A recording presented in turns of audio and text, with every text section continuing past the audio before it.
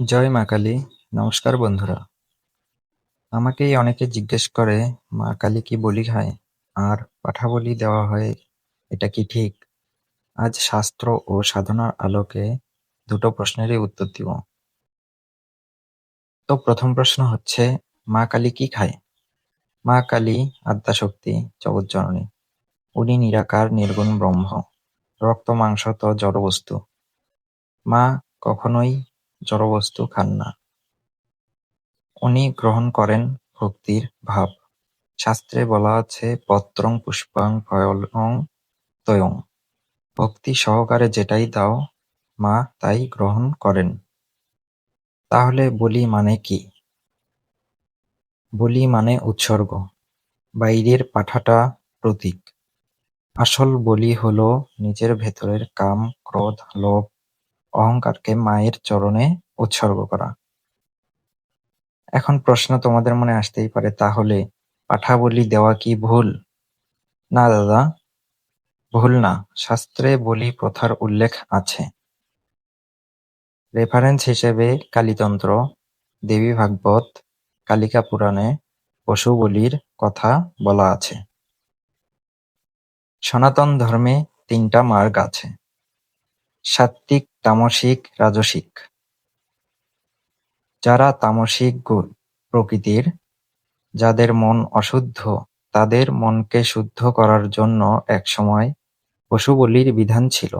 এটা ছিল একটা সাধনা পদ্ধতি।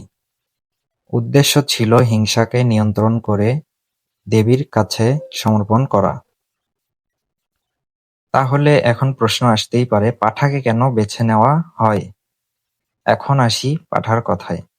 শাস্ত্র বলে পাঠা হলো কামের প্রতীক। পাঠার মধ্যে প্রচণ্ড কাম বাসনা থাকে। পৌরাণিক মতে মহিষাসুর যখন মারা যায়, তার কামের অংশটা পাঠার মধ্যে দিয়ে প্রবেশ করে। তাই পাঠা বলি দিলে সেটা প্রতীকীভাবে কামাসুরকে বধ করা হয়।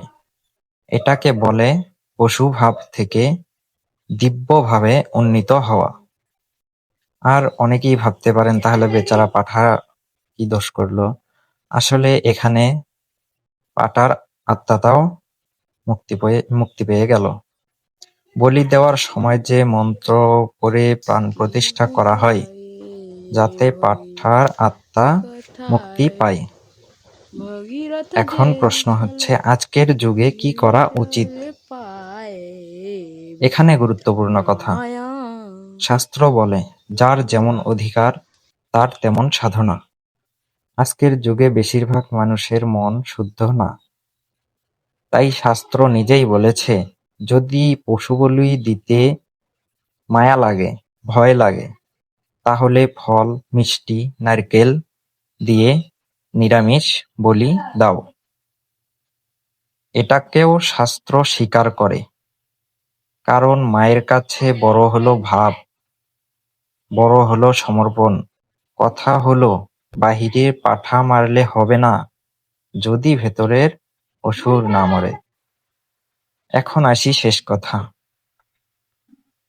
তাই কেউ যদি পাঠা বলি দেয়, তাকে ভুল বলো না। শাস্ত্র মতে সে তার সাধনা করছে। আর কেউ যদি ফল দিয়ে পূজা করে, সেটাও ভুল না, তার অধিকার সেটাই। মা কালী বিচার করেন না কে কি দিল, উনি দেখেন কতটা ভক্তি দিয়ে ডাকলো।